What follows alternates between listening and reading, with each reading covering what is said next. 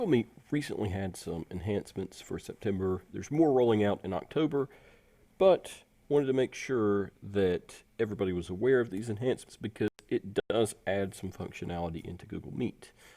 So the first thing that was added is host controls, and everybody should have access to that now. You can get to it a few ways. The easiest way is once you're in the Google Meet, look for this shield with a lock on it. And when you click on it, it opens up these options. Now I know it says view all host settings, and I know that more are rolling out in the future, but for now this is it. You have these three things. All of these things are owned by default, and they're all controlled at the user level. So teachers control these access features.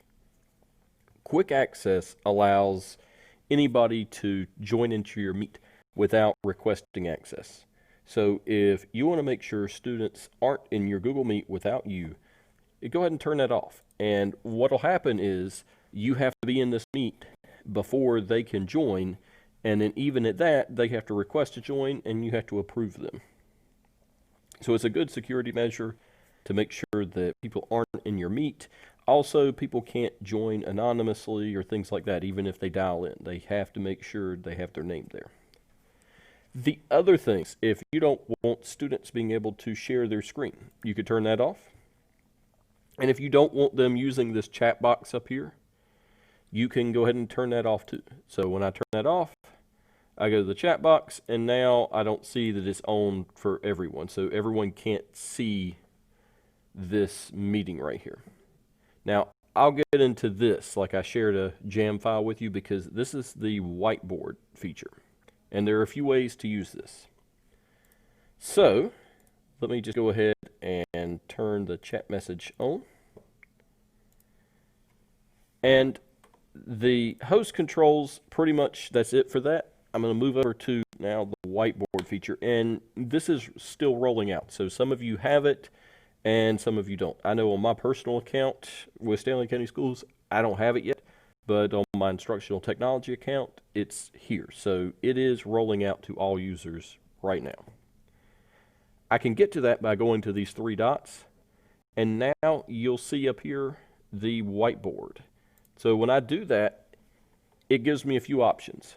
I can choose from Google Drive, or I can start a new whiteboard. This uses Jamboard files. So if you've never used a Jamboard file or any of that, then you'll just want to click Start a New Whiteboard.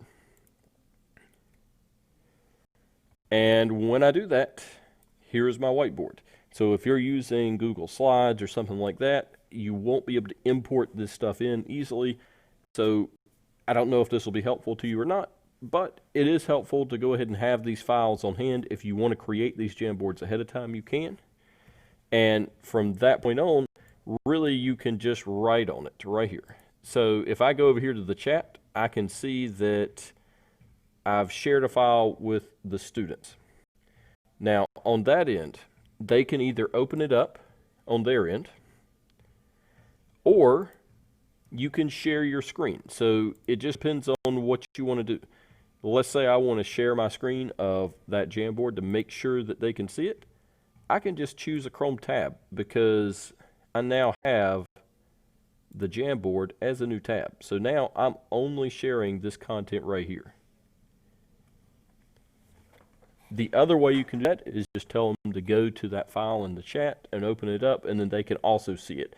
So it really just depends on what you're comfortable with. To me, it's easier just to share this tab because you know all the students can see it. This functionality gives you a little bit to write on and add some images, and we'll go into Jamboards in another video. But essentially, if you're just looking at some quick annotation tools, this is a good way to go through and do that. Or if you're wanting to switch over and use Jamboard as more of a presentation tool during this, you can, because you can create these ahead of time. But like I said, we'll get into that in a different video. But it's neat to have that functionality right now within Google Meet. Now, the last feature that was added recently is background blur. And you can get to that going to these three dots. And you can turn background blur on or off. So if it's on, then the background behind you is kind of blurred out. It's not perfect, but you can see if you turn it on, it does make it to where people can't exactly tell what's behind you. Now, around where your body is, there's still a little bit that's visible, so keep that in mind. I don't know that I would use this unless I was in a setting like in my house or something like that, and I really didn't want anybody to see what was behind me. But it's there as an option. We'll be sharing more about future releases whenever they come out. So keep that in mind that October is going to be another big month for releases in Google Meet.